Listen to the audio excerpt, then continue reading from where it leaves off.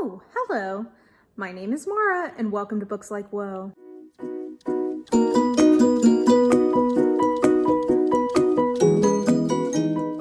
Alrighty, it is ye old mid-month check-in time, which is an interesting time this month because I am definitely still kind of making my way out of a little bit of a slump, not a huge one, but yeah, I definitely haven't been reading nearly as much as I normally do. And I have been, kind of in the process of getting back into my reading mojo. So I don't have as much, I haven't read nearly as much. I think I've read 7 books total that I've counted. We'll talk about, I've been reading a lot of Kindle Unlimited stuff that I just honestly usually forget to count, but 7 books that I've actually remembered to record. And I've got a few things that I'm hoping to read for the rest of the month, but most of what I'm letting myself do right now is mood read. It's a weird time in the world in general, and I think a lot of people are struggling to focus, and I'm definitely one of them.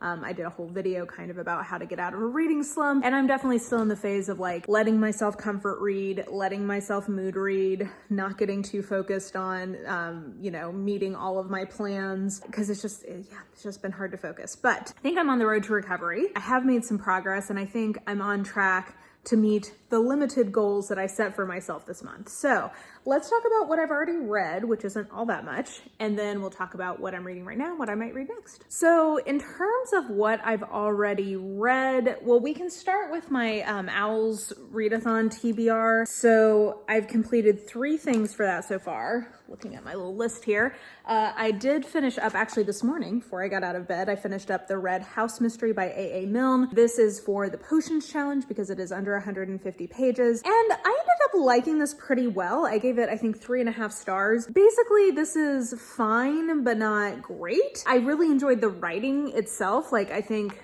this was written in 1922, and this is much more on the end of Agatha Christie-like prose for 1922, as opposed to some of the classic mystery authors that I think the writing style is doesn't read as well to a modern ear, basically. I do think the writing in this is quite nice, which is why I gave it a 3.5 star, because I found it very readable.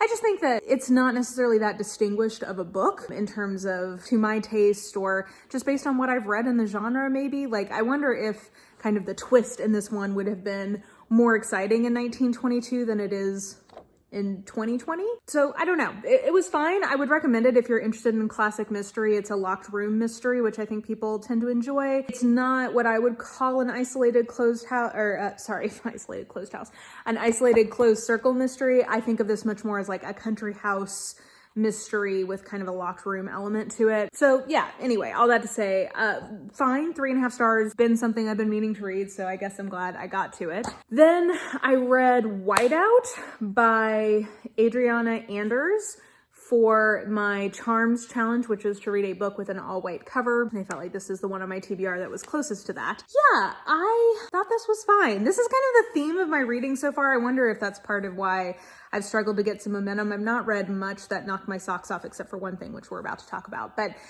this is a suspense, a adventure survival suspense kind of thing set in Antarctica. So the setup is that they're kind of changing their staff for winter versus summer at this base in Antarctica. And in the midst of that, some of the people are have infiltrated and start killing people because they're trying to steal something that they found in Antarctica. And 2 people that they were trying to kill kind of escape, and they're trying to get to this other base at a different place in Antarctica so that they can survive. And shenanigans ensue from there. It does have a strong romantic component to it. And I think that was the part that kind of just didn't really work for me. I think I would have liked this better if it had been a straight up, more of a straight up suspensey kind of thing. I have read and enjoyed other things from Adriana Anders that are pure romances, but I think the combination for me didn't quite work in this one. But, I thought it was a different kind of book. I've not read a ton of things set in that type of Arctic climate. So I enjoyed that piece of the story. The survival piece I thought was fun. It just I didn't think it distinguished itself. So I gave it 3 stars because I think it was fine. It was a perfectly fun way to spend some time, but it wasn't necessarily that memorable.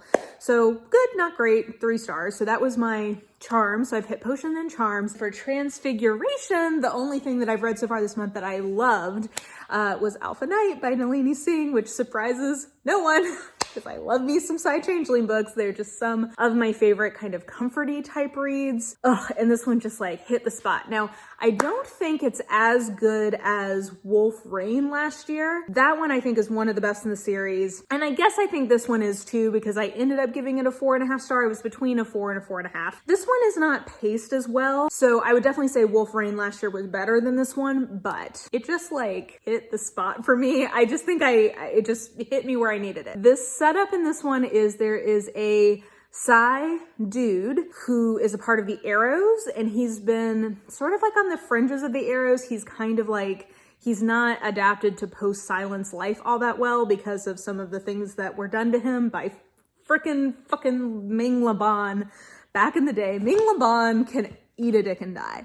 Like, ugh, that guy. Anyway, so what was I saying? Oh yeah, so Ming Laban like messed him up back in the day, so he has like issues, and so he's the hero. The heroine is Selenka, who is the alpha wolf of the Russian wolf pack we've seen, and she's really one of the only female alphas we've seen, like who's like the actual alpha in charge of the whole pack. She is such a badass. I love her, and they have a insta fated mate pairing, which has never happened in a Psy Changeling book. Usually it's like they kind of know that they're fated mates, but like there's the mating dance, so like it takes a while for them to actually like get everything together for the mating to happen. And I thought that this was a fun new setup for the world to see what happens in like an insta mating, and I just thought that worked really well. I really liked all the political machinations in this one. I'm really interested like where the whole Psy net plot is going.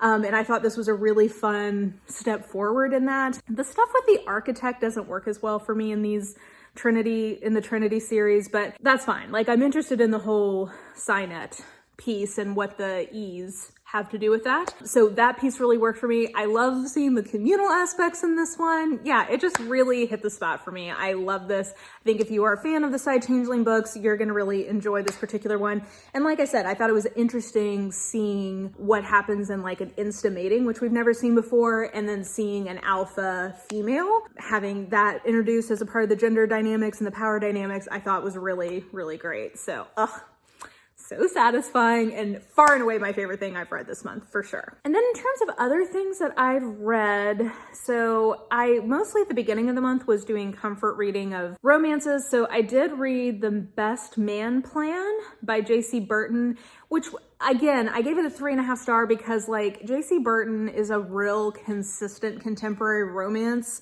writer. Like, she is kind of an old faithful. Like, you can pretty much count you're gonna get a pretty solid book out of her, and this one definitely is. And I thought she executed some of the tropes she was playing with pretty well. I just didn't think it was like necessarily that memorable, but if you like a friends to lovers plot, if you like a friend has been pining for another friend kind of plot, I think you'll have fun with this one. The main character, the main female lead, gets stood up at the altar right before her wedding, and then the best man is her best friend and the ex-groom's best friend, and they end up kind of getting together, and there's a few twists in there. It was fine, just not like, I think, super memorable, like I said, but perfectly good contemporary romance. I read Stuffed by MINK.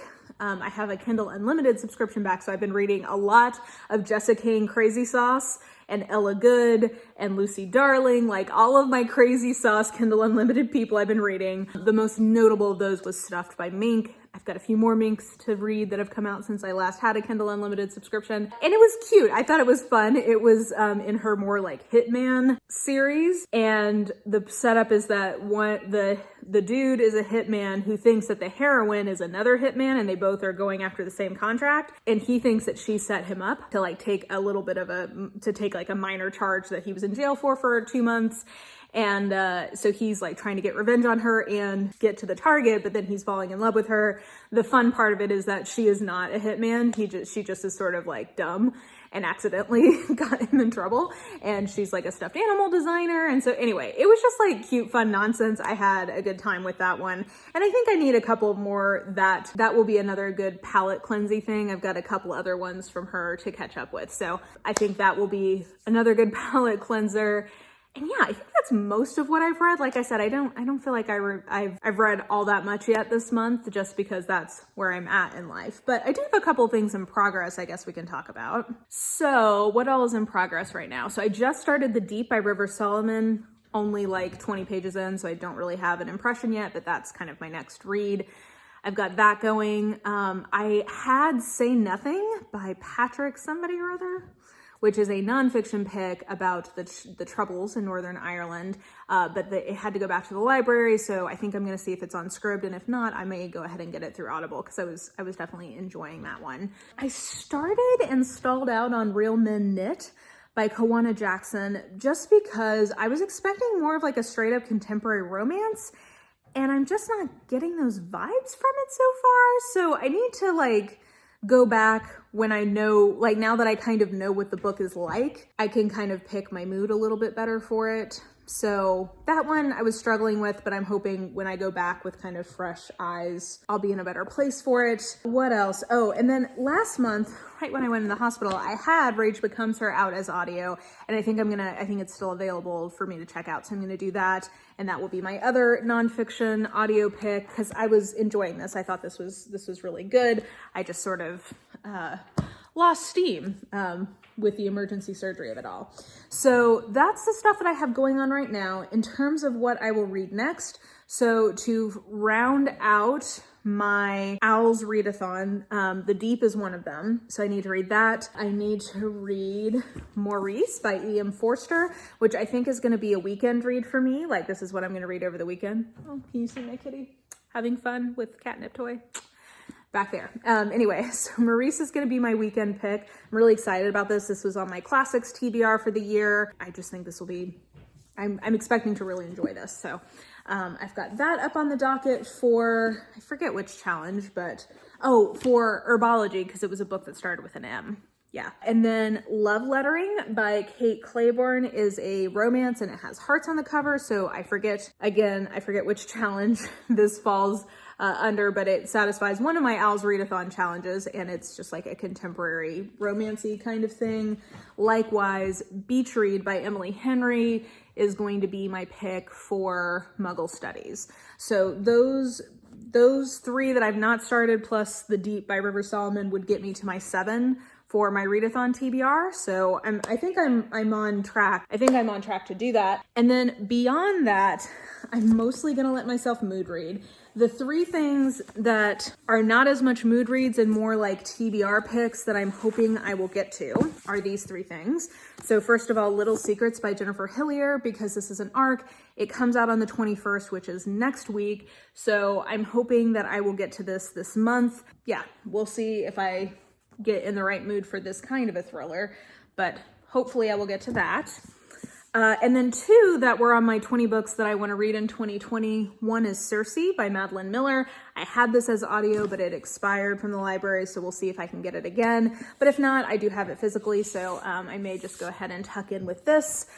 This has got so much hype, I guess, in 2018, and I really want to read it. I have this as a prediction for a possible 5-star book for me, so I'm curious. I kind of just want to see what I think about it.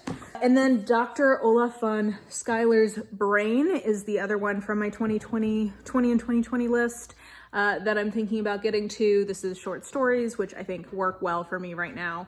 And yeah, I'm not going to pick something for my Reading a Sexy Mug, because I am still coming out of a reading slump, and I think trying to get overly prescriptive is not a great idea for my reading right now. So I'm going to skip that again this month. I skipped it last month because I was, I guess that would have been a day before I went into the hospital and was not feeling well and knew that I shouldn't pick something.